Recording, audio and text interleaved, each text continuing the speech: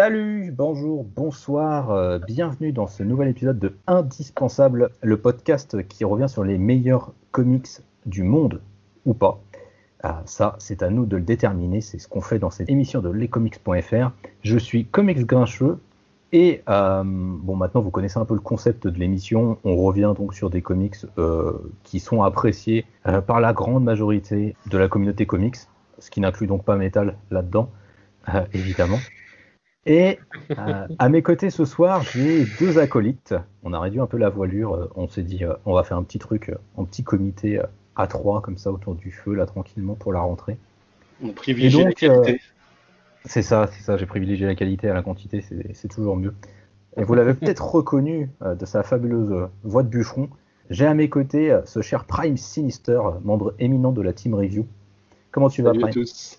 Ouais, ça va pas mal. Écoute, je suis content de faire ma deuxième participation pour cet indispensable sur un titre qui me tient plutôt à cœur. Donc j'ai plein de choses à dire. Je suis content d'être là.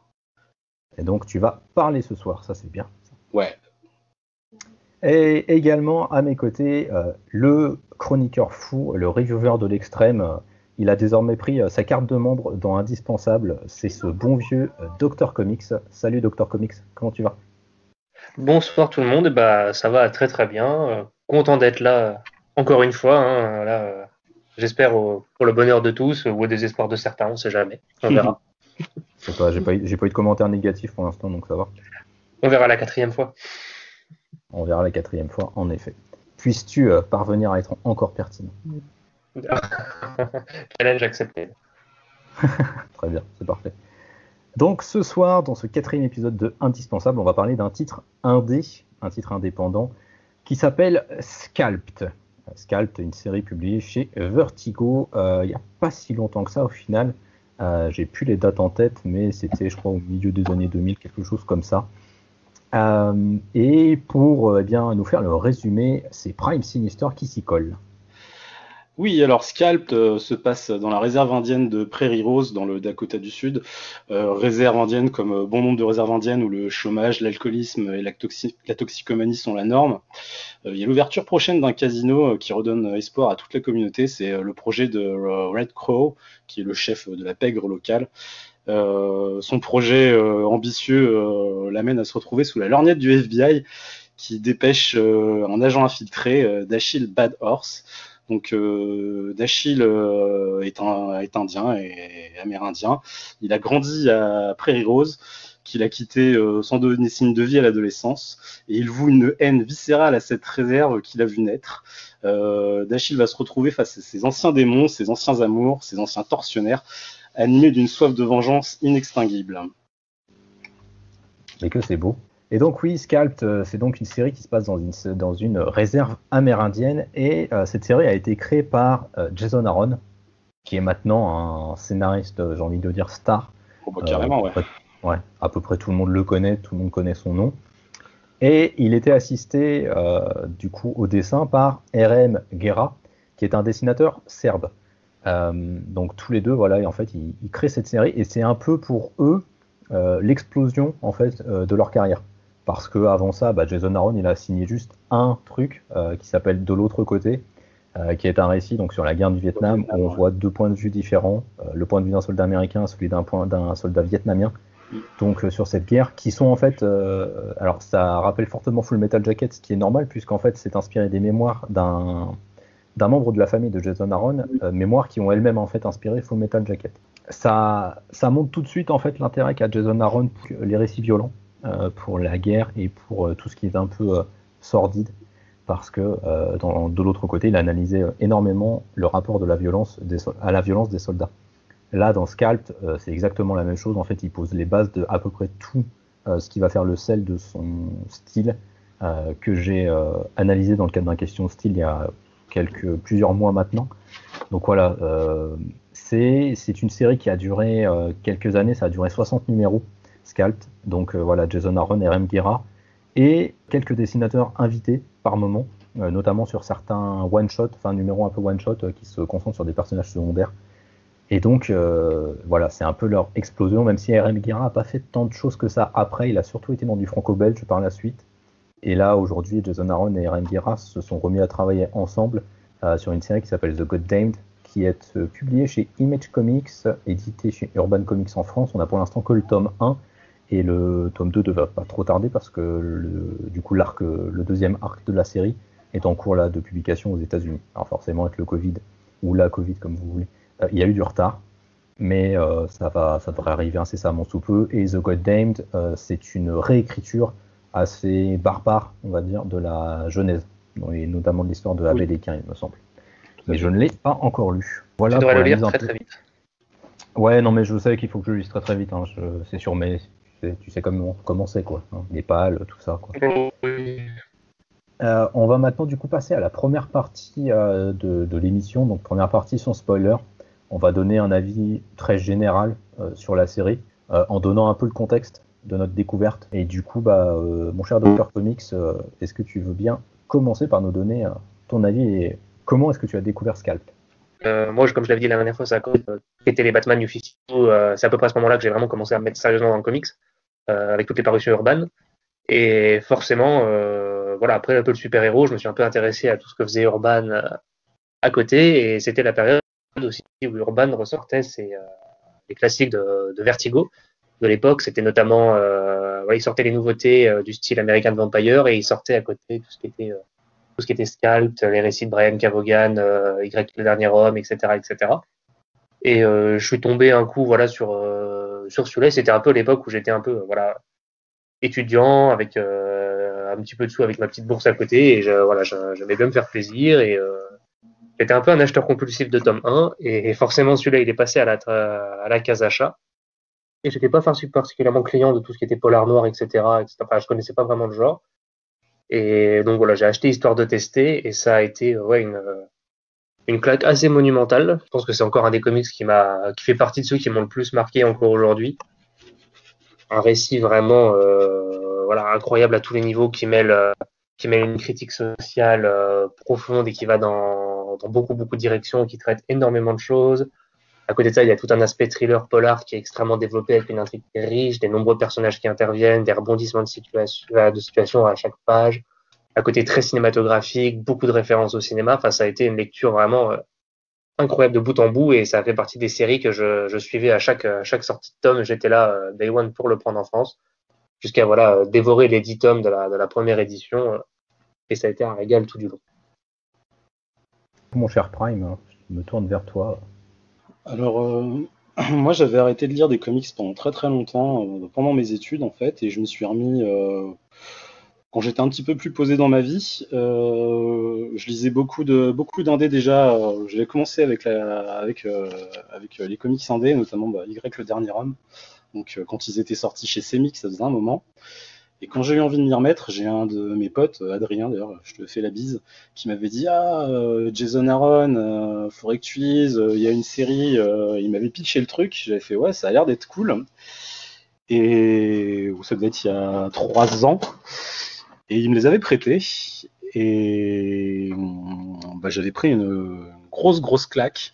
On n'a pas parlé du dessin, Dr Comics n'a pas parlé du dessin, mais le dessin déjà m'avait fait rentrer dedans direct, parce qu'il participe effectivement énormément à l'ambiance, avec un style qui est très très effectivement dynamique, cinématographique, avec des scènes de baston qui sont impressionnantes. Il y a notamment, je pense, c'est pas un spoil, une explosion de la Baudemette qui est magnifique.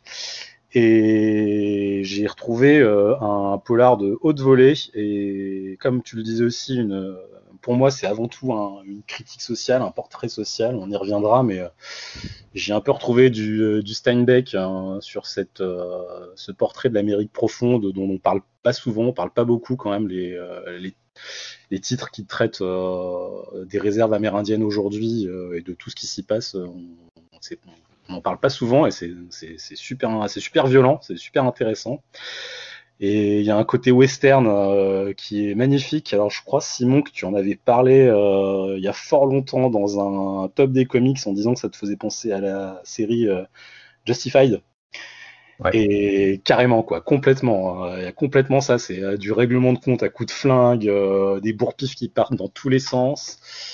Et c'est effectivement avec une intrigue qui est juste magnifique et des portraits de personnages où il y a pas d'espoir, il y a pas de gentil dans ce truc-là. Tout le monde est crade, tout le monde est dégueulasse. C'est tous des enflures, même le héros, ça sonne assez juste. En même temps, même le grand méchant Red Crow, il y a quand même des côtés où on finit par le comprendre. Donc il y a une complexité dans la description des personnages qui sert parfaitement ce thème polar noir. Et pour moi, je pense que c'est la meilleure série indé qui se passe IRL, quoi. Dans la série, dans la vraie vie, on va dire, pour moi, c'est le titre qui surclasse tous les autres. Voilà. Bah, écoutez, je vais absolument pas diverger de vos avis dithyrambiques.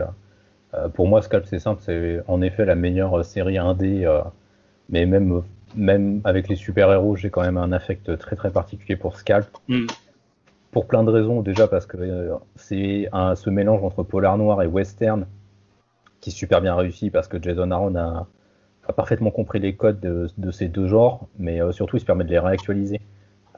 Et j'aime quand un auteur essaye d'être subversif, de subversifier un peu les genres, de les twister, de leur donner un nouveau prisme. Et là, justement, en traitant à la fois de cette Amérique un peu perdue, complètement cloisonnée dans cette réserve amérindienne qui est complètement fictive. Hein. Jason Aaron et R.M. Guerra ont fait le choix de n'absolument pas avoir de consultant amérindien.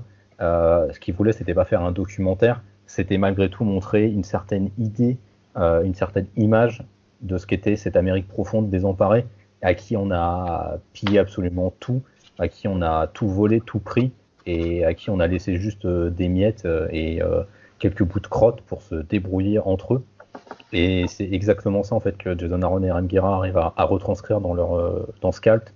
C'est hyper suffocant au niveau de l'ambiance, et les dessins de R.M. Guerra magnifient ça, parce que l'ancrage est très très violent, très très prononcé, et en effet le dessin est hyper cinématographique. Il y a en effet cette explosion du labo de Met dans les premiers épisodes qui est assez complètement dingue, et il y a plein de scènes d'action, des courses-poursuites, des fusillades et tout, qui sont vraiment surpuissantes. Et au-delà de ça, il y a aussi une mise en scène, une mise en image de la déchéance humaine, parce qu'il y a beaucoup de drogue dans Scalp, et ces moments de pure déchéance sont pareil magnifiquement mis en image. On reviendra un peu dessus dans la partie en spoil, mais il y a toute une séquence justement avec beaucoup d'utilisation de drogue, qui est un chapitre que j'ai trouvé vraiment incroyable à plein de niveaux, mais on reviendra dessus juste après. Mais oui, Scalp, c'est rien de plus qu'une grande série, quoi. C'est le genre de série qui permet à Jason Aaron de pouvoir dire je suis un grand, parce que même s'il a fait des travaux à côté qui sont pas toujours de grande qualité pour moi, notamment chez Marvel où son travail est parfois un peu irrégulier, là avec Scalp il a clairement signé son entrée parmi les grands du comics, et Scalp est une très très grande série. Si vous aimez les polars noirs, si vous aimez les westerns, si vous aimez les ambiances violentes, des critiques sociales, un peu de naturalisme, donc vraiment quelque chose de très cru, de très froid, mais en même temps qui malgré tout a des petites notes d'espoir par-ci par-là. Foncez vraiment sur Scalp si c'est pas déjà fait. C'est une série que j'ai découvert vraiment sur le tard, parce que j'ai pris les premiers tomes sur le site vente privée qui déstockait des comics de chez Urban. T'as galéré à avoir la suite. J'ai galéré à avoir la suite, mais de ouf, parce que du coup je voulais garder le même format. Donc voilà, c'était un vrai bazar. Ma collection c'est n'importe quoi, j'ai de la VF et de la VO, donc c'est un vrai, c'est un bint pas possible. Mais c'est pas grave, ça m'a pas empêché d'apprécier la série, et je suis super content de l'avoir en fait dans ma collection, parce que c'était pas une série forcément sur laquelle je pariais un copec quand j'ai commencé à l'acheter. J'ai vraiment acheté parce que c'était à tout petit prix. Et finalement, c'est juste devenu ma série préférée de comics. Voilà. Et je trouve que c'est étonnamment une série qui est pas si connue que ça. Alors je pense qu'elle est connue chez les amateurs, mais chez les gens qui sont un peu plus néophytes, j'ai l'impression que c'est pas une série dont on entend parler que ça, alors que pour moi vraiment c'est bien meilleur que bien des titres de Brian K. Vaughan, tu vois, par exemple, qui sont bien plus connus dans le style, dans l'indé, parce que Scalp c'est vraiment pour moi une référence. Ouais, je pense que il y a plusieurs explications à ça. Déjà, Scalp, c'est un peu une des dernières grandes séries de Vertigo, mais Vertigo est déjà sur une pente très très basse en termes de vente et de notoriété à ce moment-là. Donc je pense que ça n'a pas aidé la série. Et Brian Kevogan, je pense que c'est un nom qui très rapidement s'est installé dans l'inconscient collectif de l'amateur de BD. Je sais pas pour quelle raison, je saurais pas l'expliquer, mais peut-être parce que avant les gens étaient un peu plus curieux, je sais pas. Mais oui, Brian Kevogan, j'ai l'impression qu'il est plus populaire. Quoique ça doit dépendre quand même des séries. Je pense qu'au-delà des cercles BD Comics, je suis même pas sûr que Brian Kevogan soit si populaire que ça. Alors peut-être Y le dernier homme et Deus Ex Machina, pas Deus Ex Machina, n'importe quoi. Ex Machina peut-être. Après pour les autres séries, enfin si Saga, mais c'est Saga quoi, donc c'est un peu le truc, c'est une locomotive à vente quoi, donc c'est pas étonnant. Mais ouais, je pense qu'il y a pas mal de raisons qui expliquent que Scalp soit pas si populaire que ça, alors que oui, c'est en effet une grande série. Mais c'est les thématiques aussi, hein. C'est un récit qui est quand même ultra violent, je pense qu'on y reviendra, mais cette violence crue et sans concession, ça peut-être aussi gêner certains lecteurs qui veulent des choses peut-être un peu plus légères, quoi. Kevogan est un peu plus accessible dans l'ensemble, je trouve, par rapport à un Scalp, ce qui est vraiment voilà, faut aimer le genre, c'est parfait si on aime le genre, mais c'est quand même très cru, très puissant, très viscéral, et je pense peut-être qu'il y a ça aussi qui joue sur le côté pas aussi grand public que ça. Ouais, et puis c'est le western et c'est le film noir, enfin c'est le polar noir, donc c'est des genres qui sont déjà très. Enfin, le western est connu en France, mais il a perdu toute son influence. Et le polar noir à côté de ça, c'est quelque chose qui est très populaire aux States, mais alors en France, tu parles polar noir, c'est vraiment des branches très spécialisées. Donc je pense que ça aussi, ça aide pas. Alors oui, il y a un projet de série télé, mais c'est un bordel depuis je sais pas combien d'années sur ce projet télé. Donc si vous aimez Scalp en comics, regardez Justified. D'accord. Carrément. Alors il n'y a pas d'Amérindien dans Justified, mais c'est aussi l'Amérique profonde, c'est dans le Kentucky. Ouais, c'est le côté plus redneck là. Ouais, c'est ça, c'est les rednecks quoi. Donc ils sont racistes, ils sont débiles, ils sont vraiment très cons, mais ils sont aussi hyper bien travaillés. Ici, si vous n'avez pas lu Scalp, vous y allez à vos risques et à vos périls parce qu'on va spoiler en long, en large et en travers la série. Et comme le disait ce bon vieux Dr Comics, il y a quand même beaucoup de choses qui se passent en 60 numéros, vraiment. Il y a une grosse galerie de personnages et ce serait quand même dommage de vous spoiler, donc je vous conseille de vous arrêter là avant que l'on ne passe à cette partie spoiler. Partie spoiler qu'on va du coup, alors je sais peut-être commencer par le traitement des Amérindiens, parce que comme tu le disais, Prime, c'est finalement assez rare de voir des récits sur les Amérindiens. C'est quelque chose qui a été assez peu fait, et notamment dans le comics. Il y a quelques personnages amérindiens dans le comics mainstream, mais finalement, c'est pas quelque chose qui est très travaillé, très traité. Non, effectivement, mais je pense que c'est assez révélateur de la société américaine, dont j'ai l'impression qu'elle a complètement oublié cette partie-là de sa population et de son histoire. Hein. À mon avis, c'est très révélateur. Parce que tu vois, pour nous, les Amérindiens, c'est Danse avec les loups et le dernier des Mohicans, quoi. Donc, on n'en a plus jamais entendu parler. J'ai l'impression de ce qui est devenu cette partie de la population au fil des époques jusqu'à l'époque moderne. Enfin, tu vois, on parle du Dakota du Sud. Pour moi, l'Amérindien type, c'est Bobby Six Killer dans le Rebelle, quoi. En plus, je crois que ça se passe du côté du Dakota du Sud. Il me semble qu'il erre de ce côté-là. Donc oui, je trouve que c'est un bon choix de la part de Jason Aaron de choisir ce sujet parce que faut quand même reconnaître que, alors je suis le premier à mettre ça notamment dans mes critiques, je trouve quand même que souvent les titres, les comics, et particulièrement en indé, peuvent manquer un petit peu d'originalité, avoir un petit peu de mal à se renouveler. Et là, Jason Aaron, il a trouvé un angle d'attaque qui est super intéressant parce qu'on ne connaît rien de ça. On entend un petit peu parler. On sait qu'il y a des problèmes d'alcoolisme et de pauvreté, tu vois, parce que c'est quelque chose qui est assez connu à ce niveau-là. Mais même s'ils n'ont pas eu de consultant, ça m'a l'air assez juste.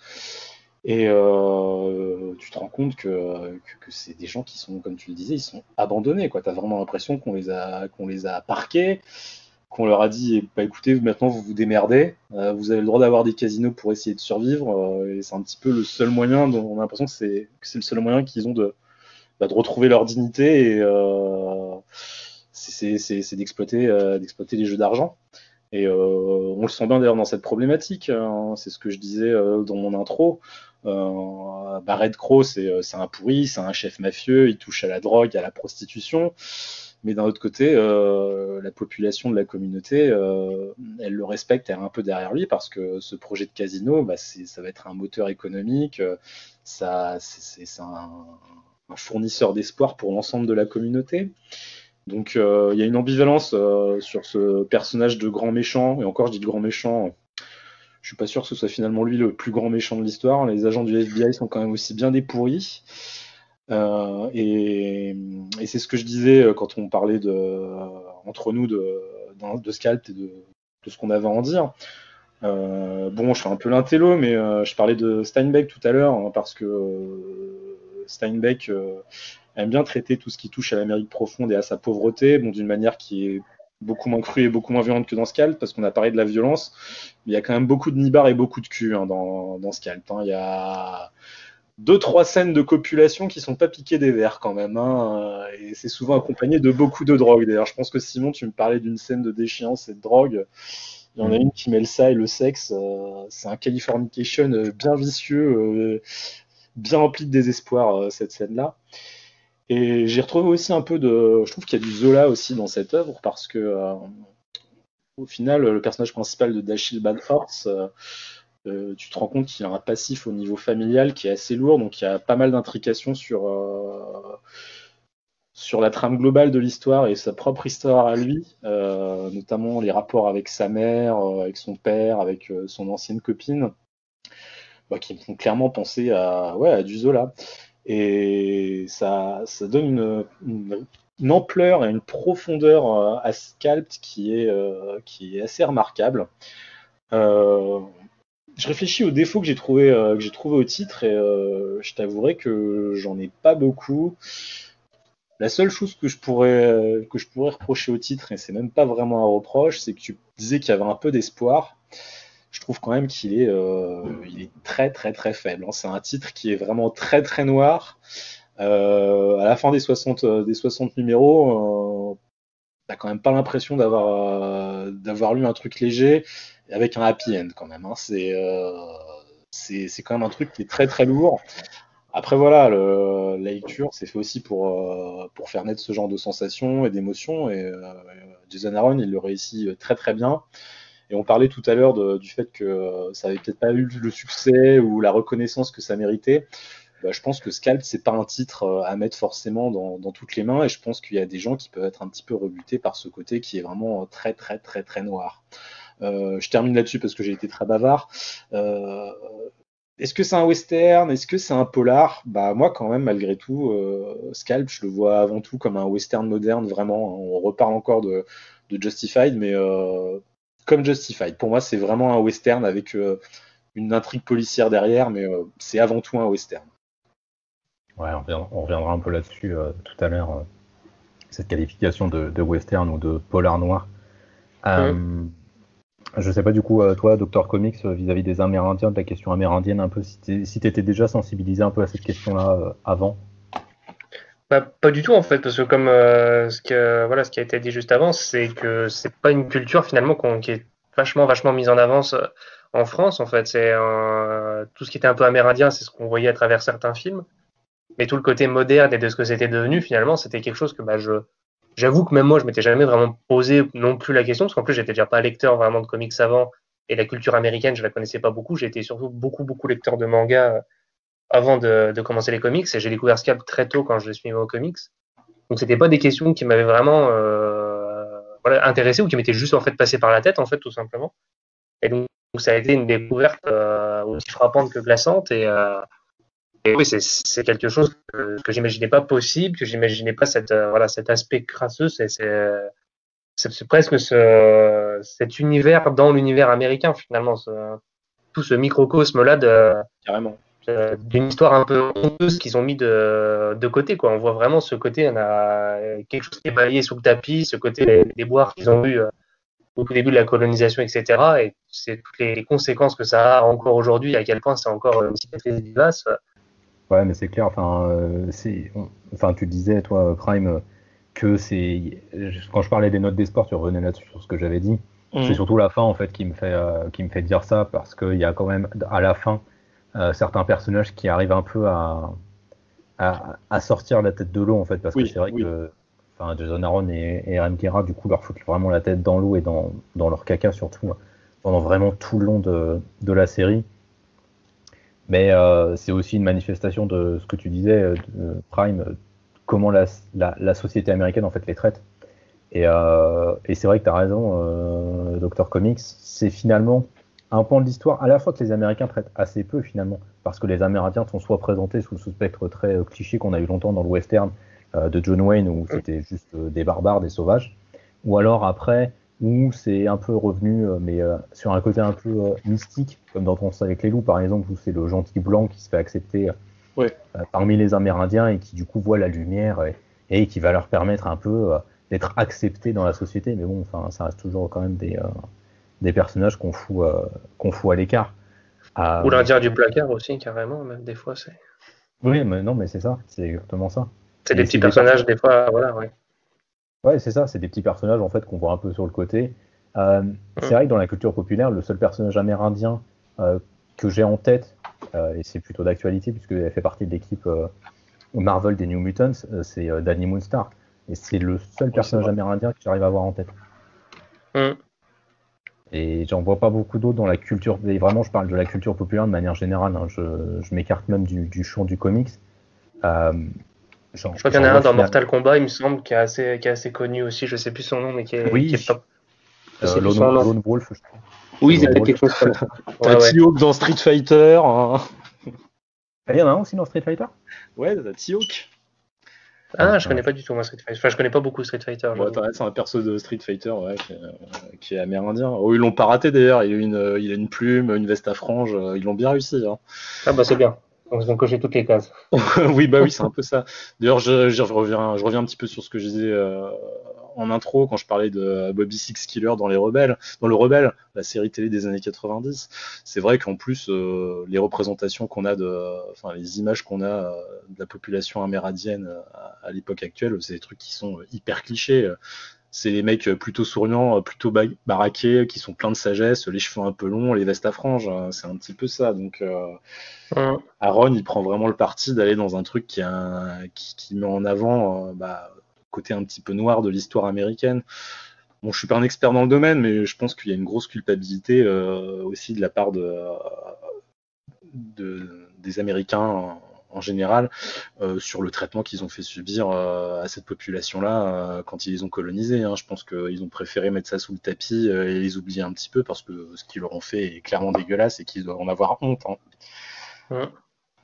C'est justement pour ça, je trouve que Scalp est intéressant parce que ça fait un peu, justement, comme c'est Jason Aaron notamment, parce qu'après, lui, Jason Aaron, il habite dans un état du sud, l'Alabama. Oui, l'Alabama.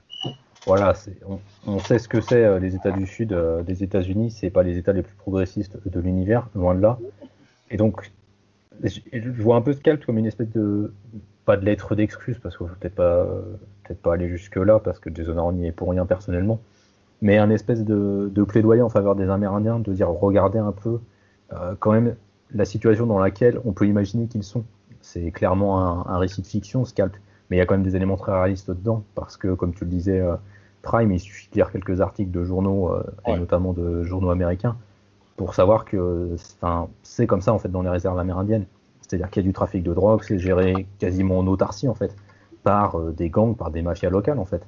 Donc il y a tout ce truc-là qui se passe, et j'ai un peu cette impression-là que Jason Aaron ait écrit quelque chose pour un peu jeter l'œil sur, regarder ce qu'on fait, constater un peu ce qui est fait aux Amérindiens, quoi. Et quand tu vois qu'aujourd'hui, il y a encore quelques années, il y a eu un projet de pipeline qui a été mis en place qui traversait une réserve amérindienne et que ça gênait pas grand monde dans la communauté, dans la société américaine, qu'il a fallu qu'une actrice à peu près célèbre, Shailene Woodley, se mobilise pour que enfin il y ait un peu de lumière qui soit jetée sur ce truc-là et que enfin le projet puisse aller en justice et être abandonné finalement. C'est quand même toujours un peu désolant de constater, mais bon, c'est général de toute façon, et c'est ça qui est bien dans Scalp, et c'est pour ça que pour moi, on va revenir juste là-dessus, c'est un polar noir, c'est parce qu'il y a toute cette critique sociale en fait derrière qui est fondamentale dans le polar noir. Mais... Oui, c'est un parti pris, qui a été.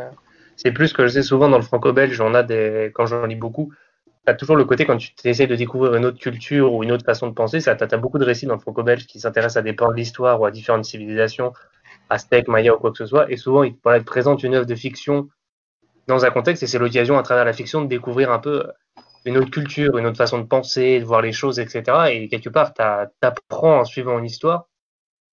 Il y a un côté un peu Ushuaïa, mais là, le parti pris qui a été fait dans Jason Aaron, c'est voilà, pour comparer Ushuaïa, ce serait plus capital en fait. Là, c'est pas une plongée dans la culture, c'est plus une dénonciation en fait. À aucun moment, on va apprendre des choses sur cette culture-là, sur comment ils fonctionnent, quelles sont leurs spécificités. Tout ce qu'on voit, c'est l'état crasseux dans lequel ils ont été laissés. C'est quelqu'un en phase terminale, quoi. C'est une culture qui est en train de mourir, qui disparaît, qui se perd dans sa propre déchéance. Ouais, c'est un homme qui s'excuse, mais qui pointe du doigt en disant, bah voilà, enfin, regardez, on a ça sur le tapis, il serait peut-être temps de le lever, de faire un peu le ménage et de se poser les bonnes questions, quoi. Ouais, je pense que c'est même au final ça ne t'apprend rien sur la culture. Par contre, oui, ça t'explique un petit peu comment on les en a privés et comment on l'a un peu floué. Détruit les cultures, quoi. Ouais, carrément. Je recommande d'ailleurs si vous voulez en savoir un petit peu plus sur l'Amérique amérindienne de nos jours et même son histoire, il y a un numéro de la revue America, c'est les hors-séries de l'équipe qui fait l'hebdomadaire Le 1. Il y a le numéro 9 qui est consacré à ça justement, je crois que ça s'appelle l'Amérique amérindienne ou quelque chose de ce style-là. Vous apprendrez beaucoup de choses sur cette culture, je vous le recommande, c'est très intéressant, c'est effectivement assez rare qu'on en parle en France. Il y a cette revue trimestrielle qui a consacré un numéro entier, c'est même le numéro 9 de printemps 2019. Ouais, c'est ça, le numéro 9 de la revue America. America, comme ça se prononce. Exactement. Et qui se trouve encore assez facilement, normalement. Ouais, vous pouvez la commander sur Internet. Voilà, c'est une revue qui s'achète en fait chez les libraires, donc c'est assez fastoche de la trouver. Donc ouais, si ça vous intéresse, si vous voulez vous renseigner sur ce sujet, parce que c'est assez passionnant, leur histoire, n'hésitez pas à foncer. C'est un petit peu cher, c'est 19 €, mais ça l'est beau, il y a un gros travail journalistique. Il y a notamment beaucoup d'auteurs qui interviennent. Je crois qu'il y a Bret Easton Ellis et Philip Ross qui ont écrit dedans là, dans ce numéro-là. Donc, et c'est en français, je précise, c'est en français. Donc, foncez, c'est du tout bon. D'accord. Eh ben, merci pour cette recommandation, mon cher Prime. Je vous en prie. Mais c'est vrai que la culture amérindienne est très peu. Finalement, elle est très fantasmée, mais elle est très peu montrée de manière réaliste.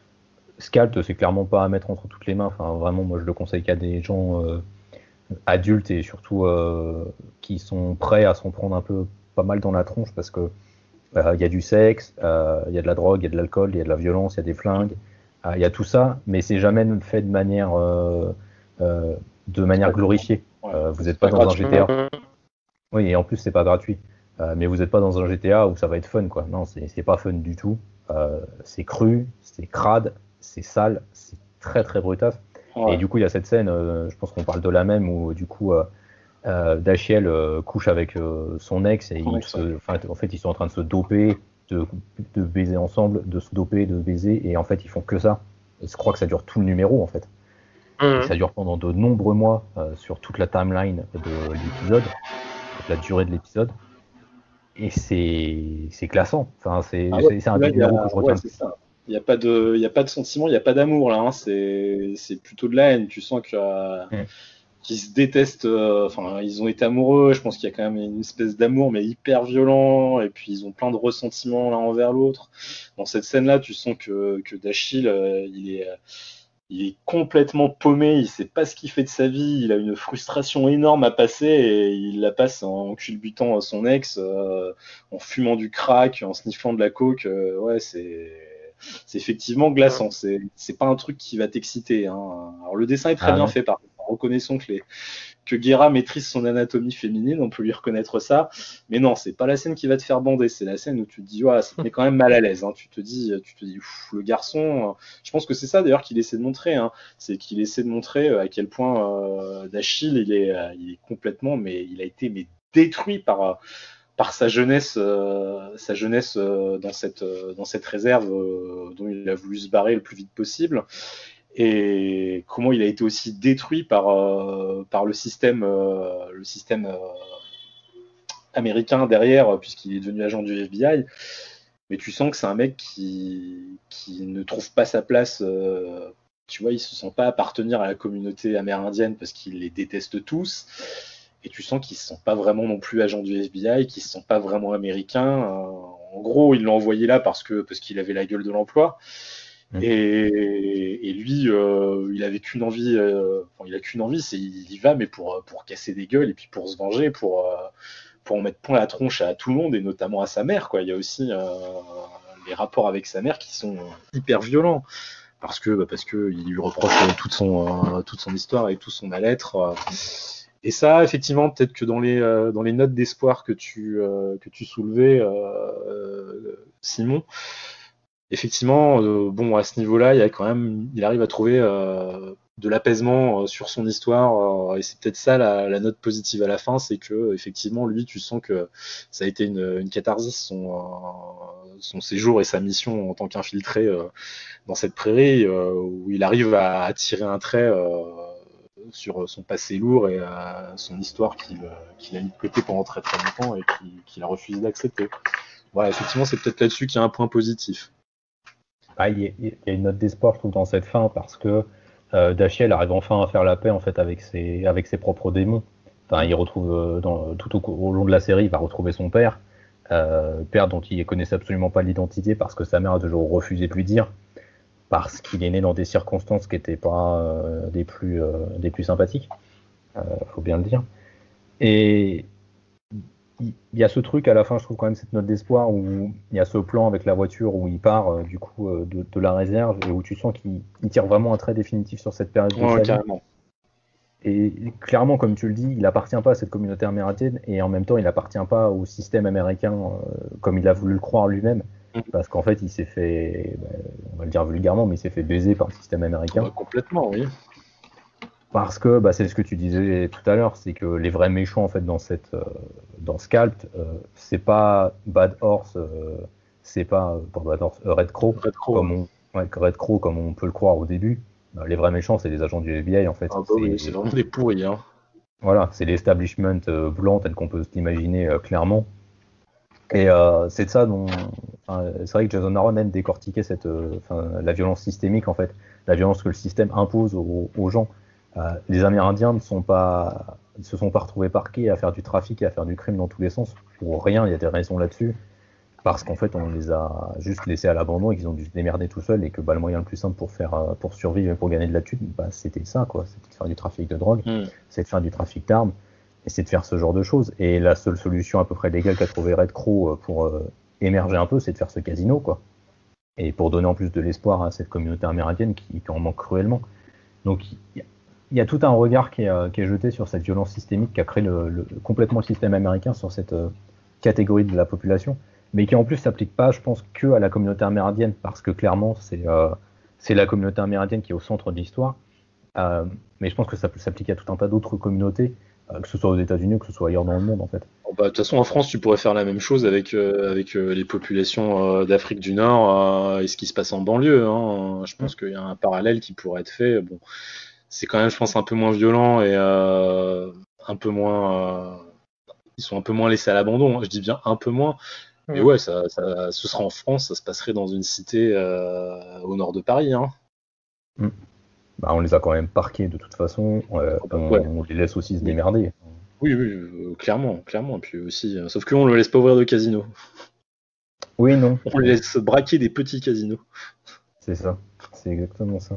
Mais c'est vrai que quand tu vois par exemple le film Les Misérables de Lajli, qui a remporté pas mal de prix là récemment, tu te rends compte qu'en fait le système des banlieues en fait fonctionne tout seul et a été laissé complètement en vase clos avec des flics qui vont intervenir de temps en temps, mais juste en fait pour foutre de l'huile sur le feu que pour réellement essayer de trouver des solutions, de régler les problèmes, quoi.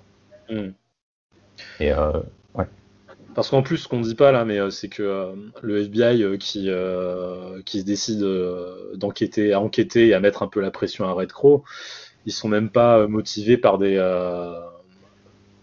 envies de faire respecter la loi ou quoi que ce soit. Hein. C'est juste une sombre histoire de vengeance entre deux agents du FBI et Red Crow, hein, c'est quand même ça. Il n'y a même pas une volonté de faire le bien, c'est juste une sombre histoire de vengeance. J'ai envie de dire une sombre histoire de vengeance de plus dans ce titre, parce que c'est quand même un titre qui est rempli de ça, quoi, où chacun essaie de se venger des autres. Il y a des lourds passifs entre les personnages, mais non, il y a pas la notion de justice, elle est très très très très lointaine, hein, là-dedans. Bah, c'est de la justice expéditive, quoi. Oui, c'est ça, comme dans les westerns. Moi, je pense qu'on y reviendra dans la conclusion globale, mais toute cette notion que vous parlez d'espoir, etc., je suis à la fois d'accord et pas. Pour moi, c'est le seul point qui me gêne dans cette œuvre-là, et c'est vraiment le seul. Et c'est pas. On peut pas le qualifier de défaut. Parce que c'est un parti pris, finalement. Et dès le début, il nous le met dans les. Voilà, il dit, c'est ça, mon histoire. C'est pas comme si on disait, ouais, mais là, t'as merdé. C'est non. Mon histoire, c'est ça, c'est comme ça. Donc, soit on aime, soit on n'aime pas, mais c'est un parti pris totalement assumé et maîtrisé. Et ça me fait le même effet que, je pense, c'est ce que Karim Debals avait fait dans cette émission Chronique des Chromas, là, que je recommande décortiquer un peu le cinéma, et que je recommande à tout le monde. Et ça faisait le même effet que des films des happy end et des films de catastrophe. Dans tous ces films de catastrophe, à la fin, finalement, tu as les personnages que tu suis qui se retrouvent à la fin survivants, forcément, il n'y a pas de film. Et bon, bah voilà, tout le monde est heureux, les héros sont sauvés, sauf qu'en fait, oui, regardez ce que ça a laissé. La planète est détruite, toutes les civilisations sont mortes, il va falloir des années et des années pour retrouver quelque chose de normal. Et là, c'est un peu le cas, on arrive à la fin de l'histoire. Certains personnages semblent retrouver un semblant de paix intérieure, ou du moins une voie vers cette paix intérieure. Mais c'est fait dans le sang, dans la violence, dans des morts injustifiées, des gens innocents, si on peut dire qu'il y a d'innocents là-dedans, mais des gens qui ont juste fait un faute de malchance, et ça se termine dans un carnage le plus total pour beaucoup, beaucoup de gens, finalement. Et même ces personnages qu'on suit, Bad Horse, etc., qui sont présentés un peu comme les héros de l'histoire, c'est pas plus un héros, finalement, comme ce que tu disais, Simon, que Red Crow ou que les autres. En fait, c'est que chacun a sa façon, a ses blessures, son passé, ses envies et à ses raisons, finalement. Et si on se met à sa place, ses raisons sont pas moins louables que celles d'un autre, au final. Et Bad Horse se présente comme un vrai salaud aussi, et Red Crow a ce côté, un véritable amour pour son peuple et pour ça, et même s'il a fait des mauvais choix, il a des intentions qui pour lui sont louables. C'est pour ça que la notion d'espoir, certes, elle est là, mais c'est pour moi ce qui ressort vraiment, c'est ce côté. Ouais, c'est ce cycle éternel et sans fin de la violence qui, même à la fin, ne s'arrête pas vraiment, parce que quasiment tout n'est pas réglé, quoi. Il y a encore ça. Quasiment tout est lancé, quoi. C'est quasiment statu quo d'ailleurs à la fin de l'histoire sur ce qui se passe dans la réserve. Hein. Ils n'ont pas beaucoup avancé à ce niveau-là. C'est ça. Comment on arrête cette violence, en fait? C'est ça qui est terrible, en fait. C'est que c'est un truc qui a été lancé, et c'est pour ça que c'est intéressant. C'est un truc du passé, cette affaire avec l'agent qui a été tué, qui démarre de tout ça, en fait, avec les parents de Bad Horse et tout ça. Et finalement, tu sais, cette petite étincelle-là qui a déclenché quelque chose qui ne s'arrêtera pas, finalement. On n'a pas et qui se termine dans le sang génération après génération, quoi. C'est quelque chose qu'Aaron adore, et c'est ça qui ressort. Alors, c'est extrêmement puissant et intelligent de bout en bout. Et ouais, c'est un parti pris où il faut se dire, bon, bah, pour moi, j'ai abandonne l'espoir, quoi. Oui, voilà, toi qui en précis, abandonne tout espoir. C'est ça, c'est vraiment ça. Et à la fin, tu sors de là où tu te dis, c'est. Enfin, ouais, moi, après, je sais pas ce que je vais lire, mais je pense que je vais lire une connerie ou je vais lire un Picsou, quoi. Après, il faut vraiment que je regarde un Affaire et Carlito ou un truc où je me mets en off et faut que je rie à un truc, quoi. Parce que c'est vraiment, l'espoir est parti très, très loin, quoi. Tu vois, je voulais rebondir sur un truc que tu avais dit, tu parlais de la perte de l'innocence. Il y a notamment un des personnages qui est un petit jeune qui fait le ménage dans le casino quand le casino finit par ouvrir, qui se retrouve pris dans une spirale de violence parce qu'il faut qu'il fasse bouffer sa famille, et au final, il n'a pas vraiment moyen de gagner de l'argent que commencer à faire des coups, à des larcins, à rejoindre les sales histoires de la pègre, parce qu'au final, ce sont des pourvoyeurs de travail, mais non, d'argent. C'est pas le même que Bad Horse a épargné, là, dans la première... qui était là dans la première truc de crack où ils sont intervenus, là, le petit jeune où il a... Non, c'est pas lui, je confonds peut-être. Si, c'est lui. Oui, c'est lui. Voilà, c'est ça. D'aller après, là, qui est avec ses frères et sœurs chez lui. Ils sont c'est ça, tout à fait. Dans une baraque, là, oui, c'est bien lui. Et je pense que tu vois, pour rebondir encore sur ce que tu disais, et ce que je disais aussi d'ailleurs sur le manque d'espoir, c'est vrai que quand on me demande, toi qui t'y connais, qui bosse là-dedans, t'as pas des trucs à me conseiller? Faut pas se leurrer, généralement les gens, on a tous un petit côté dépressif, on vit des trucs qui sont pas faciles dans nos vies à plein de moments, et tu te dis... Scalp, faut quand même le mettre entre les mains de quelqu'un qui est prêt à se lancer dans un truc où ça va lui faire monter des émotions qui sont pas les plus fun du monde quand même. Hein. Parce que pour commencer à avoir de l'espoir, faut vraiment aller jusqu'au bout. Sinon, c'est quand même une chute vertigineuse. Hein. D'Achille, il touche le fond du fond du fond du fond quand même à un Après, moment. oui. Ah ouais, Après, ouais. justement, tu te dis, bon, après, finalement, quand tu l'as eu, tu te dis, bon, finalement, moi, ça va, en fait. Oui, Moi, je me plains, mais moi, ça va, c'est en vrai, tu fait. peux te dire Ça ça. pourrait être pire, Ah, quand mais il même. faut 60 numéros pour ça, quoi. Ouais, c'est ça. C'est 60 numéros, 5 intégrales en VF. Mais après, tu Mais tournes, tu te dis, bon, finalement, moi, ça va, ma vie, en fait. Hein? c'est ça, ou sinon, à minima, tu te dis, ouais, j'ai lu un truc quand même qui était puissant. Quoi. Ah T'en oui, ouais, ressors en non, mais sur les blagues disant, à part, c'est ça. ouais, puisque c'est. Pour revenir sur les qualités du titre, c'est quand même hyper bien écrit, même au niveau des dialogues. Les dialogues font mouche. On disait que le dessin a été parfaitement adapté. Le trait de Guerra anatomique, il est magnifique, avec ces personnages qui sont un peu dégingandés, qui se tiennent pas comme il faut parce qu'ils ont tout le poids, tout le malheur de leur réserve sur les épaules, un mal-être qui est pesant pour eux. Puis je reviens pas sur les scènes d'action qui sont magnifiques. On n'a pas dit, mais il a un nunchaku quand même d'Achille, et ça c'est cool. Hein. Je crois qu'au début, Ouais. dans les premières scènes, il sort et c'est commence une baston dans un bar et lui, et Dashi, il sort des nunchaku et ça, j'ai trouvé ça génial. Les nègres des prairies. Ouais, c'est très fleuri, ça.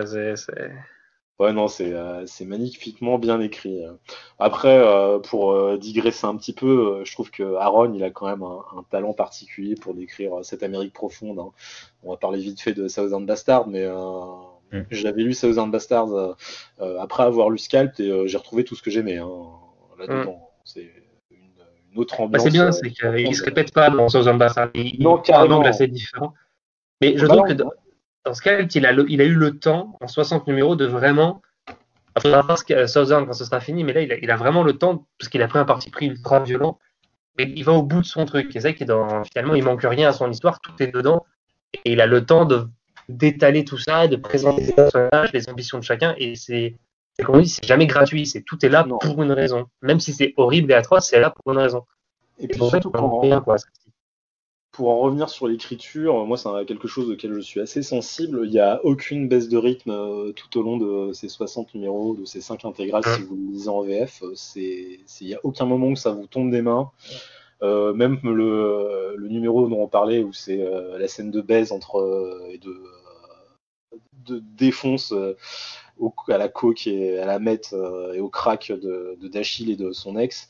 Même ça, honnêtement, ça passe tout seul. Hein. Ça se lit très très vite. Enfin, on n'a pas l'impression que ça casse le rythme. Je me souviens les avoir lus quasiment d'une traite. Je demandais à mon pote, je lui ramenais du jour au lendemain en disant tiens, vas-y, passe-moi la suite parce que je les ai défoncés les livres quand je les ai lus. Et non, il n'y a pas une seule baisse de rythme. Et autre chose à laquelle je suis aussi assez sensible, c'est que cette fin, même si elle est en demi-teinte, voire même elle est quand même assez sombre, le récit se conclut magnifiquement. Hein, c'est une super conclusion. Honnêtement, je vois pas comment ça aurait pu être plus gai, plus joyeux. Elle est touchante, elle sonne juste, elle clôt bien l'histoire. Il a pas du tout raté sa sortie pour son run. Hein. Ouais, donc clairement la conclusion elle est au niveau. C'est vrai que tu parlais du rythme Prime et Ouais. le rythme en plus je trouve il est vachement bien géré parce qu'il y a plein de numéros qui à certains moments vont nous permettre en fait d'explorer d'autres personnages et donc d'approfondir.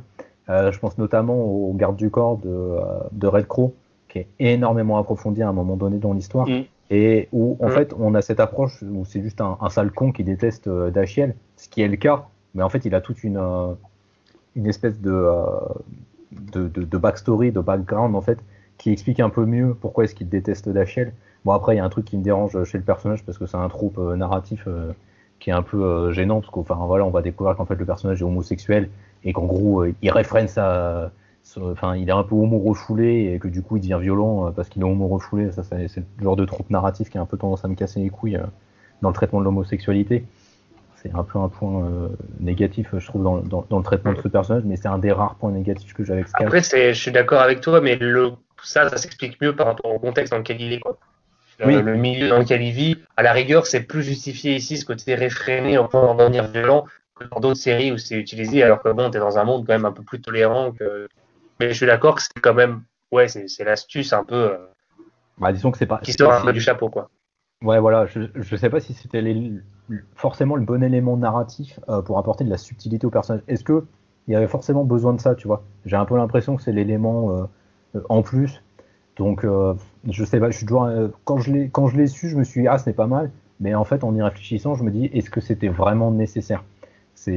Voilà, bon, après, ça se discute, quoi. C'est pas, y a pas de réponse définitive là-dessus.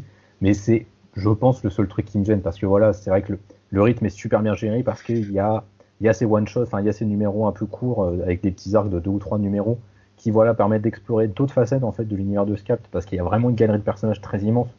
On suit Dachiel pendant la majorité de l'histoire, mais il y a des pauses pour laisser respirer justement Dachiel parce que, en même temps, il s'en prend tellement plein la gueule, que ce soit par sa communauté amérindienne ou par le FBI, qu'à un moment donné, il faut aussi qu'il respire. Et du coup, c'est pas mal d'explorer un peu d'autres personnages et ça permet à Jason Aaron de renouveler son discours sur la violence et sur la violence subie par les Amérindiens et sur la violence subie par les communautés et la discrimination qu'elles peuvent souvent subir.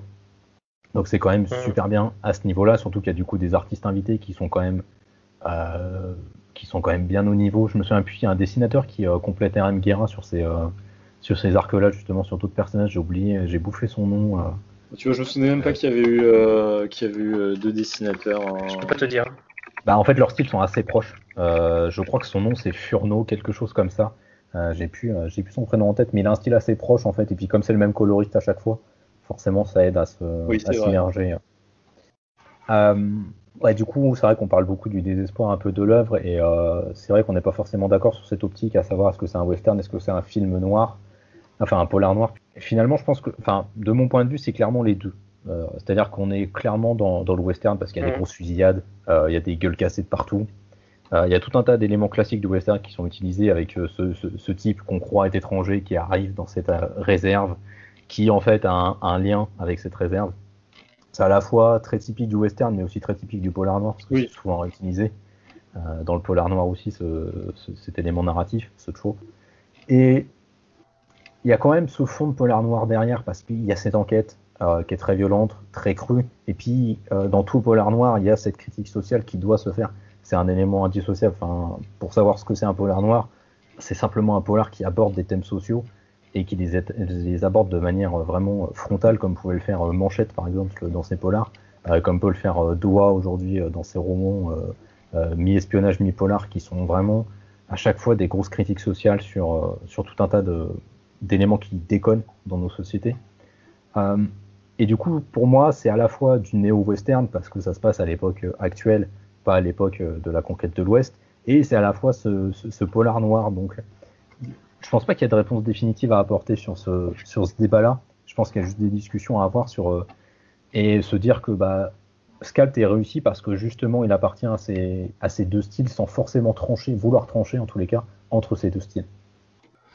Ouais, moi je suis un peu moins d'accord parce que je trouve que l'intrigue qui peut peut-être plus relever de ce qui toucherait au polar passe quand même pour moi vraiment vraiment au second plan, tu vois. C'est vraiment pas ce que j'ai retenu. Je suis obligé de réfléchir pour me souvenir de sa résolution et de ce genre de choses. Alors que le côté western, effectivement plus frontal, m'a forcément plus sauté aux yeux. Et je le qualifierais effectivement comme un western moderne avant tout, plus qu'un polar. Je dirais un western moderne avec une touche de polar dedans, mais pour moi c'est avant tout un western moderne plus qu'un polar. Ah ouais, c'est marrant, c'est l'inverse, moi, tu vois. C'est marrant. C'est normal, c'est bien, ça veut dire que le titre est assez profond pour que chacun puisse y prendre c'est ça. qui lui parle, hein, parce que je suis quand même... je vois ce que vous voulez dire, mais pour moi, c'est le côté western qui me saute plus aux yeux. Après, il faut avouer que je crois que dans le collectif, on est quand même deux à être des grands fans de western. Hein, c'est Simon et moi. Tu vois, Simon, je dois être un peu plus fan que toi de western. Non, je ne crois pas. Non, mais après, ça se rapproche plus du western crépusculaire. Scapt, en plus, ça a vraiment ce regard très désabusé sur le monde aussi. Donc c'est vrai que si tu le considères de cette façon-là, je peux tout à fait comprendre. C'est juste que voilà, c'est vrai que la partie polar à base de whodunit classique, elle passe complètement au second plan, mais tout l'aspect noir. Oui, c'est vrai.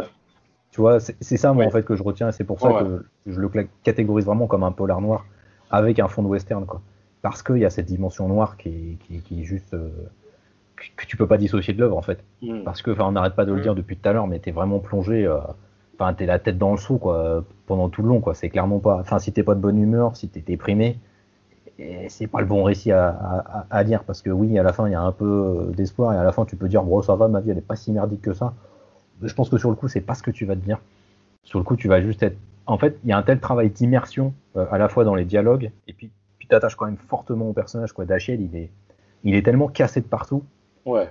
parce qu'il a vraiment une vie de merde, quoi. Ouais, Enfin, vraiment une vie de merde. Ouais. ouais, on va revenir dessus après, mais c'est une vie qui est catastrophique, c'est une vie qui est complètement éclatée. Tu peux que t'attacher à lui parce qu'il est tellement brisé en morceaux. Tu peux que avoir de la sympathie pour lui, pas de la pitié, mais vraiment de la sympathie, de l'empathie pour lui, quoi. T'es obligé de rentrer dans cette relation avec lui, et tu peux pas prendre du recul tout de suite en te disant, oh, ça va, ma vie, elle est pas si merdique que ça, contrairement à lui. T'es vraiment plongé la tête dans le guidon, vraiment dans une cuvette de chiottes, crado, et c'est ça pendant tout le long vraiment de la série, jusqu'à ce dernier numéro qui, par certains côtés, jette un peu quelques rayons de soleil sur certains personnages. Ça se remarque aussi parce que le dernier numéro, c'est un des rares qui se passe pendant qu'il fait beau. Oui, La c'est plupart vrai, du temps, exact. C'est vrai qu'il fait les beau autres, quand on regarde le ouais, numéro. Ouais. les autres numéros, c'est noir, noir, noir, ça se passe Ou la c'est nuit. poussiéreux. Voilà, ça se passe dans des lieux sombres, poussiéreux, enfin c'est dans des labos de maîtres, c'est dans le casino. Donc c'est toujours dans des lieux très cloisonnés, très froids. Et là, le dernier numéro, il est ouvert. Enfin, comme je le disais, la fin, c'est sur cette route. Enfin, c'est une fin très classique, hein, dans les récits américains, mais c'est cette route qui s'étend devant Dashiell. Et donc vraiment, enfin, il y a ce truc à la fin qui est quand même assez lumineux, mais il faut se farcir 60 numéros avant d'arriver là. Et d'ailleurs, à un moment, enfin, quand on parlait des rebondissements et puis de la profondeur des personnages, vous vous êtes pas demandé, vous, à un moment, s'il allait pas basculer et s'il allait pas rejoindre Red Crow, Dashiell? Il y a un moment, moi, j'ai senti, je me suis demandé s'il allait pas finalement dire, allez, fuck, fuck le FBI, c'est vraiment des pourris, quand il commence à en apprendre plus sur l'histoire de sa mère et de son père.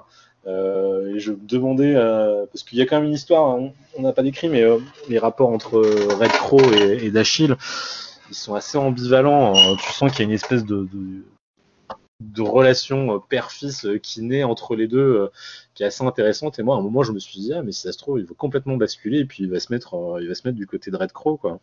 Vous êtes pas demandé ça, vous? Si. Si, Ouais. je me suis aussi posé la question à un moment donné. Mais enfin, c'est vrai que moi, quand j'ai lu la fin de Scalp, en tous les cas, j'ai été un peu dans l'écriture de mon question de style. Donc, je commençais à avoir l'habitude en fait Ces des ressorts, éléments, hein. ouais, de ces D'accord. ressorts narratifs. Et je sais que Jason Aaron aime bien sur la fin, à chaque fois, montrer que le personnage principal a trouvé une autre voie en fait, une voie alternative qui sera en fait la sienne avec ses propres codes moraux. Ouais, ouais.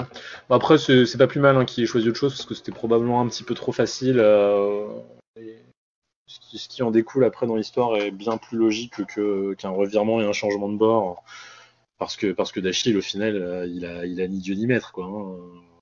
Lui, c'est juste la colère et la vengeance qui l'anime, et basculer d'un côté ou de l'autre, du côté du FBI ou plus du côté du chef mafieux et de la réserve indienne, ça correspondait pas à son histoire, en fait. Ouais, mais tu vois, c'est ce que tu te dis là quand on a tout lu et qu'on a tous le recul de Oui, l'avoir c'est lu vrai. même. Mais c'est vrai qu'à l'instant T, c'est tellement bien écrit que ça te choquerait pas en fait. C'est que tu es tellement dedans à tourner les pages qu'il peut t'arriver tellement de choses différentes. Tu te dis, ouais, tu sais pas où ça va en fait, mais tu es pris dedans. Tu te dis, tu sais pas ce qui peut se passer. Il peut le rejoindre, il peut ne pas le rejoindre. Il y a tellement de retournements, d'évolutions dans le script que tu tournes les pages. Il y a toute la parfaite série en fait. Elle était vraiment accro comme tu serais accro à une série télé en fait. Tu fermes le numéro, tu as envie d'acheter le suivant quoi.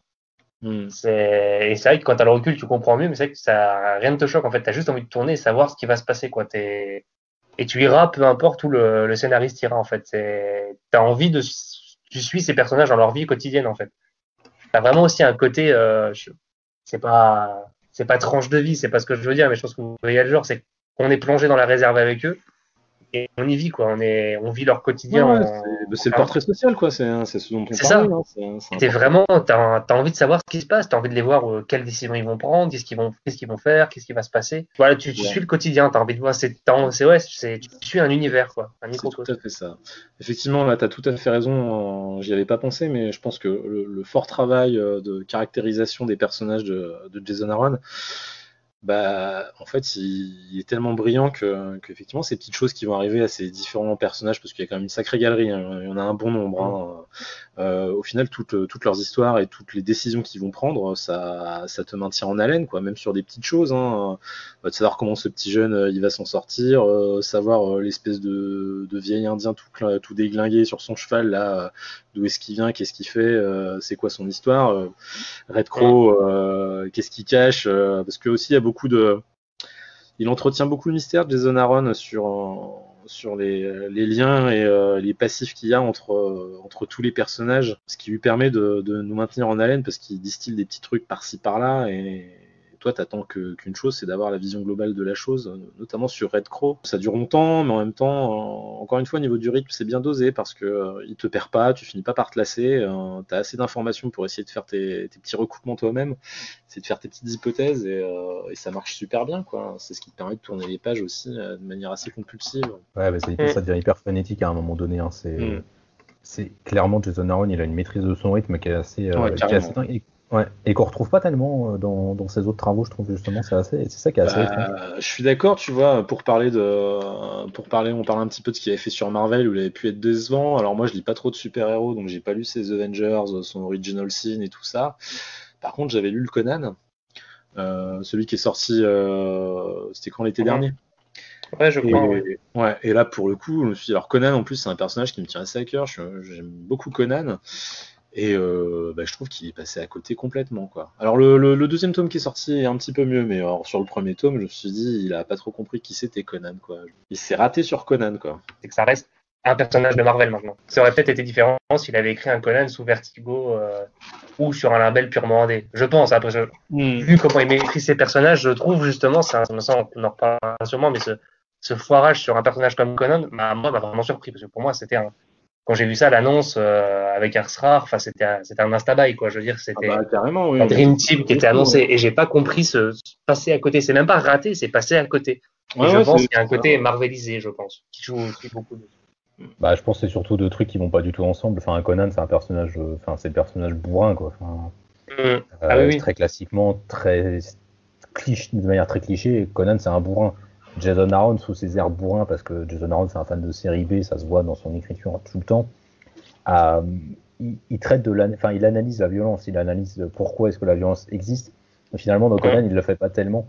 Je pense qu'en fait il essaie tellement de coller au personnage que son écriture en devient complètement impersonnelle. Et pour moi c'est ça qui a foiré en fait dans Conan. Alors tu vois, là je suis pas d'accord, parce que pour le coup Conan c'est l'image qu'on en a d'un personnage bourrin, mais Conan il a une profondeur qui est bien plus que ça, et Conan c'est ce qu'on disait je crois dans le top des comics saison 1 avec François Ray, qui est aussi un grand fan de Conan.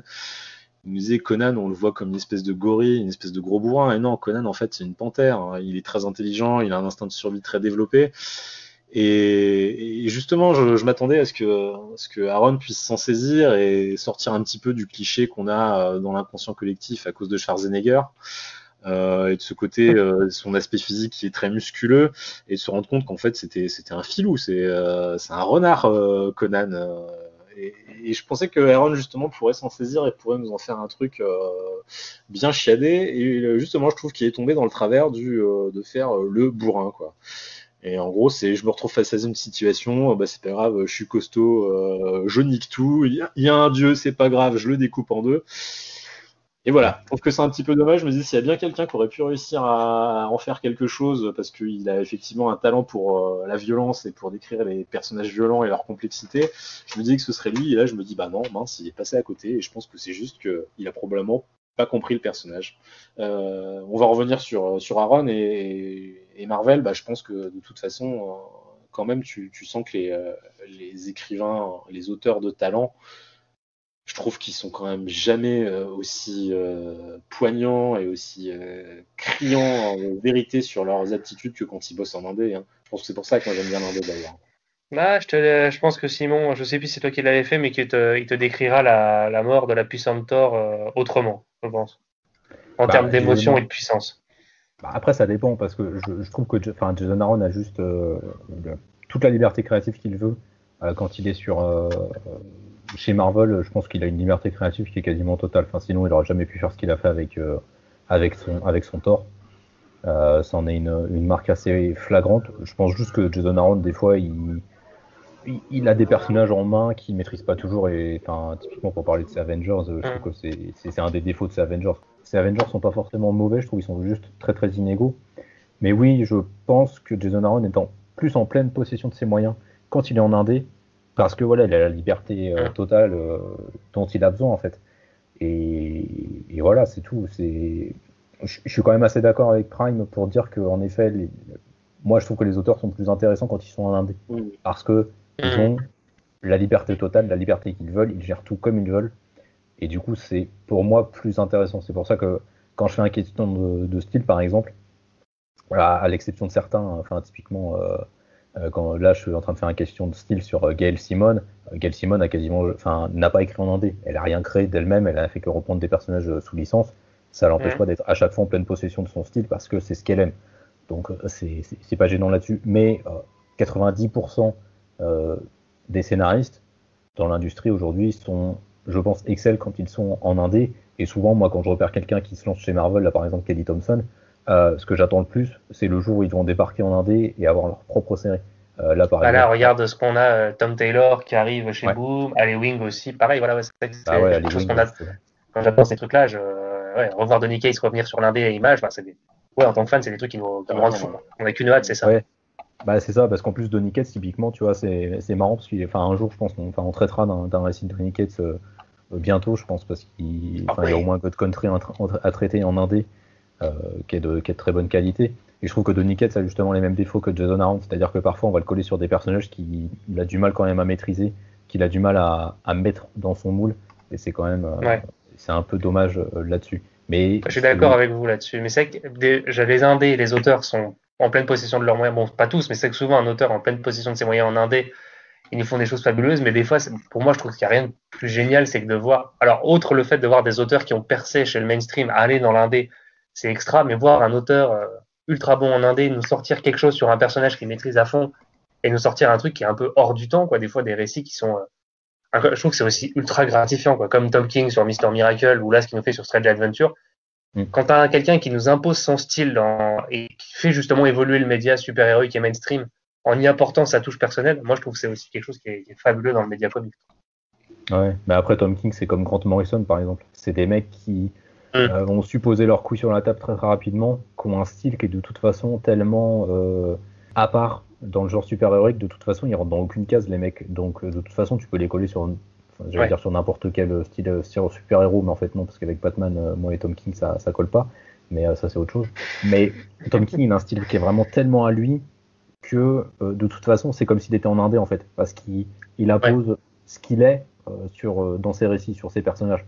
Donc c'est à part, mais c'est une des rares exceptions en fait. Tom King c'est comme Alan Moore, c'est comme Grant Morrison, et tu vois c'est des mecs qui ont quelque chose en plus, quelque chose de très différent des autres, et du coup en fait ils sont obligés, même quand ils sont sur du mainstream, de proposer quelque chose de différent, où ils vont avoir quand même une grande liberté créative. Voilà. Je rajouterais Hickman à ta liste, mais juste parce que je veux que tu fasses un indispensable sur Rest of West aussi. Non mais mais Hickman, oui, de toute façon Hickman c'est le genre de mec, tu peux pas, je pense que tu essaies de lui dire quelque chose, il va te dire oui c'est bien, va te faire foutre. Donc, voilà. C'est plus ou moins ce qu'il dit sur Twitter, hein, clairement. Oui. C'est clairement le gars, il se lâche et c'est génial. Écoutez, dernier point à aborder, je pense, je voulais juste revenir du coup un peu sur le personnage de Dashiell, parce que c'est vrai qu'on parle beaucoup de l'ambiance noire et tout ça. Je voulais juste revenir un peu sur le personnage de Dashiell parce que il est le personnage principal de Sculpt. Je l'ai dit, c'est un personnage qui est très attachant parce qu'il a eu une vie complètement pétée en fait. On se rend compte assez tard dans le récit en fait que le FBI le suit depuis qu'il est petit, en fait, depuis qu'il est né.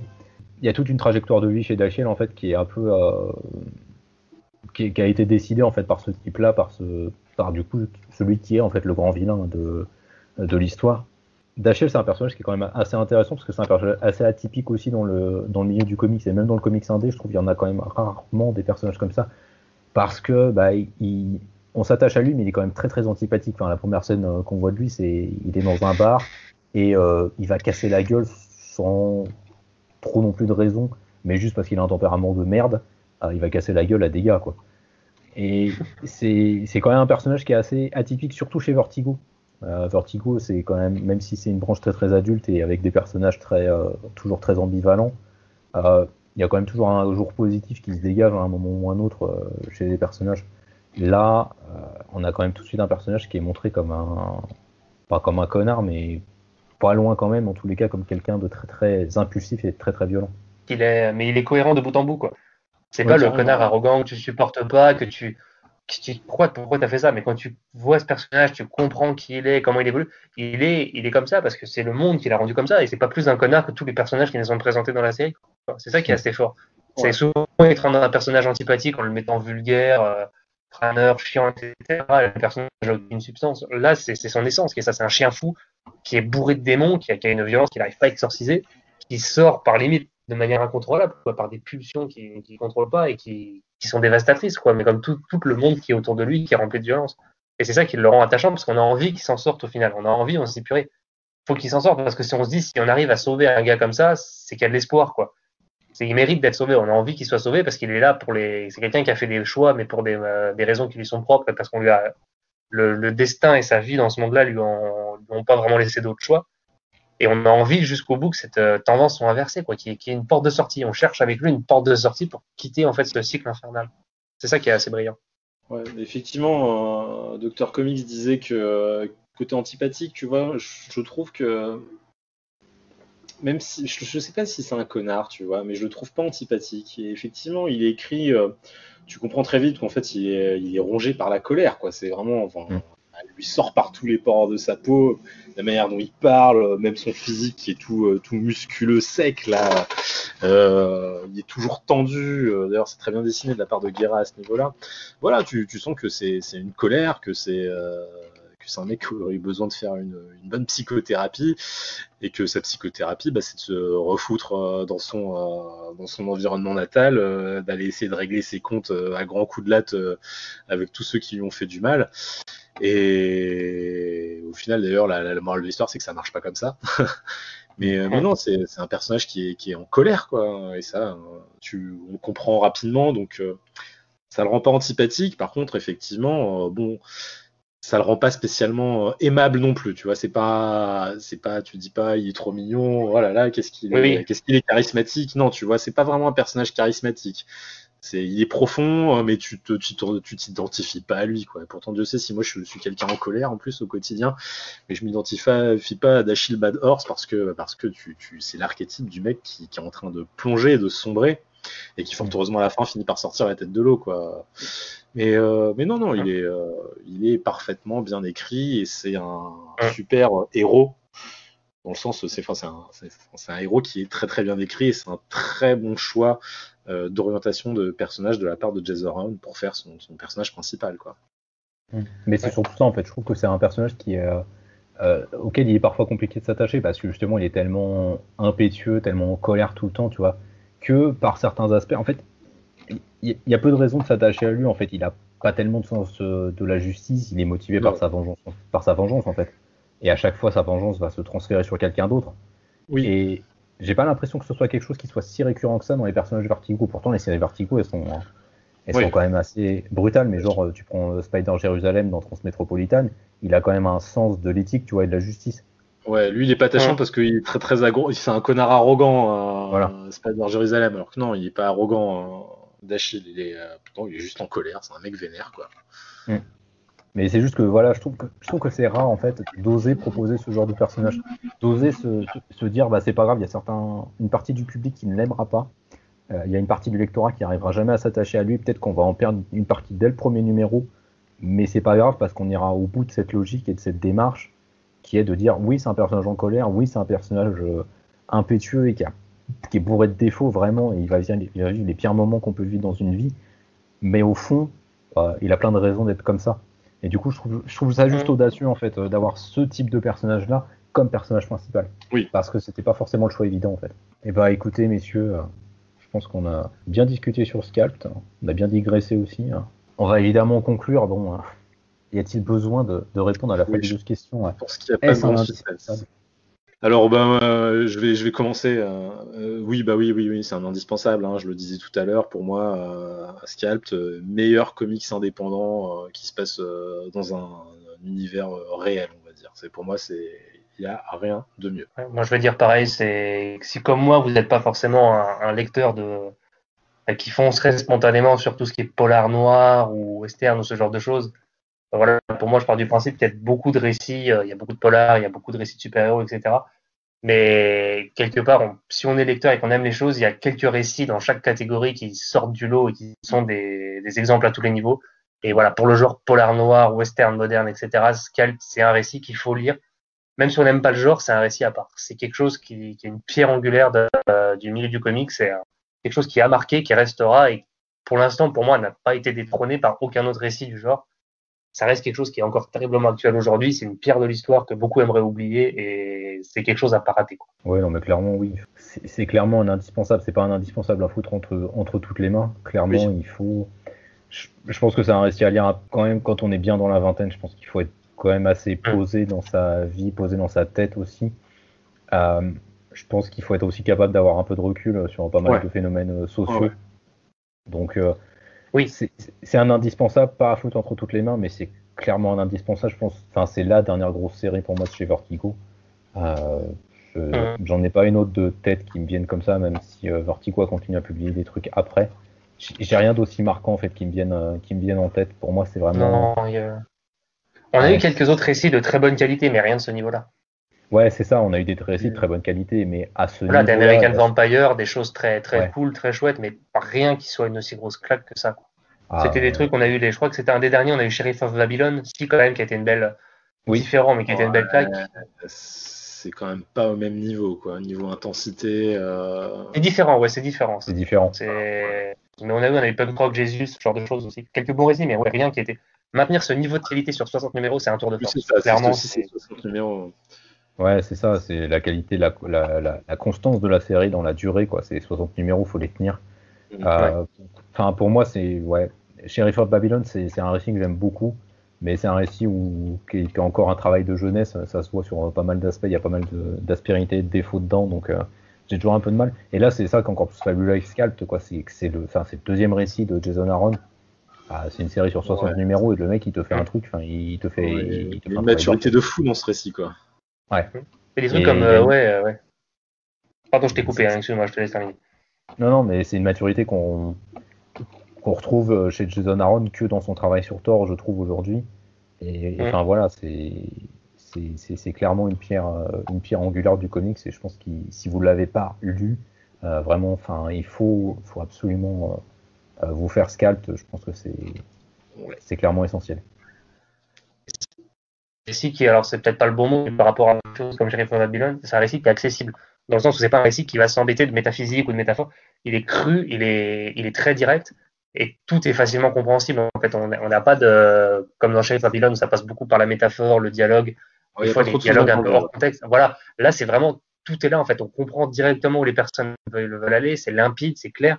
C'est la vie de ce milieu-là dans tout ce qu'elle a de plus concret et de plus trash, quoi.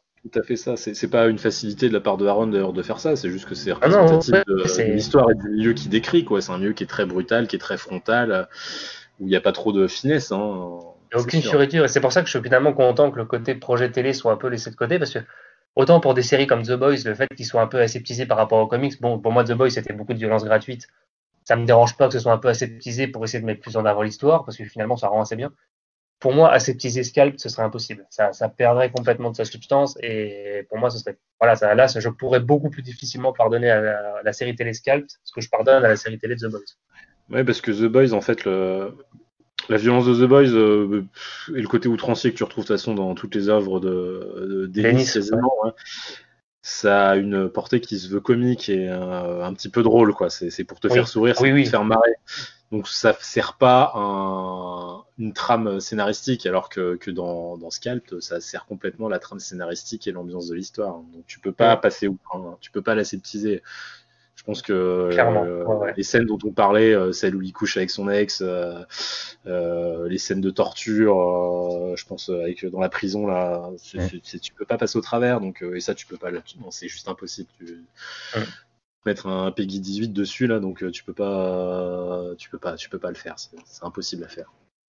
Même avec un truc, un label super, tu vois, une classification où tout le monde est prévenu de la violence. Là, ouais.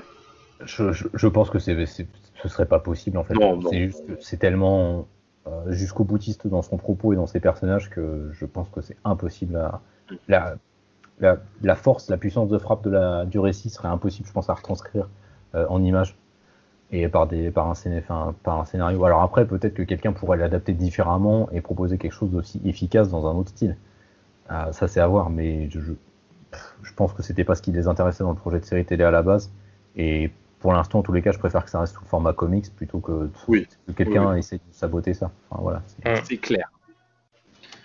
C'est mon point de vue, quoi.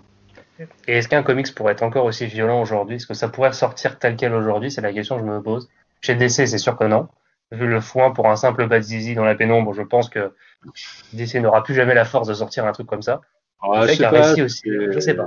C'était sur Batman. Après, je sais pas si DC aurait le courage de le faire. Après, je me dis peut-être que si, parce qu'ils se sont toujours voulu un petit peu plus grim and gritty que Marvel. Après, tu pourrais voir ça chez du Image sans problème. Hein. Je trouve que pour moi, je n'ai jamais retrouvé dans l'indépendant un récit aussi violent, violent dans tout ce que ça a d'à côté, quoi. Pas juste à côté la brutalité, tout ça, mais violent dans ce que ça raconte, tu vois.